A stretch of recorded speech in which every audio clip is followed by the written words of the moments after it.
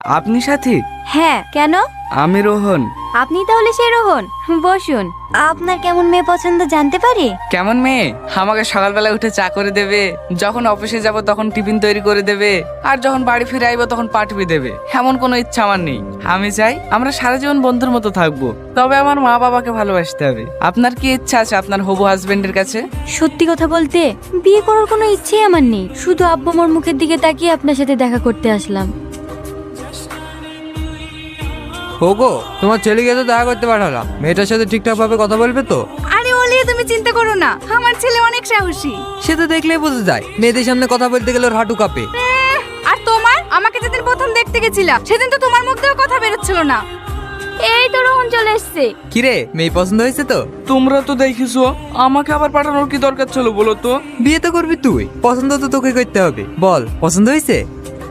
আপা, আপনি বুঝতে পারছেন না, পছন্দ হয়েছে বলেই তো কিছু বলছে না। ঠিক আছে, তাহলে সামনে শুক্রবারে ওদের বাড়ি যাবো, অফিসটা ছুটি নিয়ে নিস। আর লজ্জা করতে হবে না, লাউ চারটি খেয়ে লাও। ভাবি, তুমি একটু আব্বাকে বুঝাও না, আমি এখন বিয়ে করবো না। দেখ, তুই এখন বড় হয়েছিস, পড়াশোনা প্রায় শেষের দিকে, আব্বা মা তোকে নিয়ে টেনশন হয় না বল? আব্বা মাও তো চাই একটা ভালো ছেলের সঙ্গে তোর বিয়ে দিয়ে তারা নিশ্চিন্তে থাকতে। প্লিজ ভাবি, আমারও তুমি একবার আব্বাকে বলো না। কি বলবো? যে তুই বিয়ে করবি নি?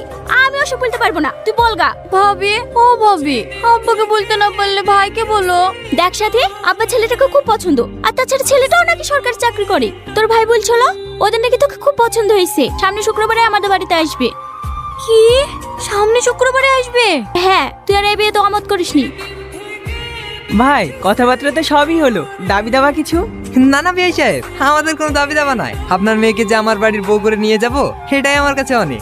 ঘটক মশাই, আপনি একটা শুভ দিন দেখেন। শ্রাবণ মাসের 2 তারিখ একটা ভালো দিন আছে। তাহলে ভাই, এই দিনটাই ফাইনাল করা যাক নাকি? হ্যাঁ হ্যাঁ, আমাদের কোনো অসুবিধা নাই। আব্বা, সাথী। কিছু বলবে? হ্যাঁ আব্বা, ও রোহনের সাথে একটু কথা বলতে চাই। ঠিক আছে, তুমি ওদেরকে উপরের দিকে নিয়ে যাও। তোমরা এখানে গল্প করো, আমি নিচে গেলাম। আপনার ফ্যামিলির সবাই অনেক হাসি খুশি, তাই না?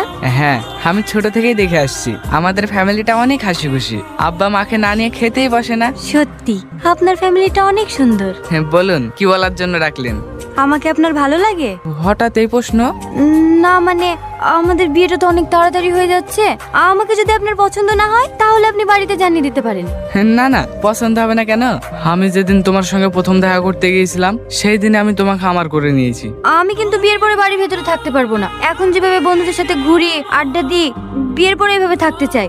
আপনার কোনো আপত্তি নেই তো? যাকে মন দিয়ে ভালোবাসি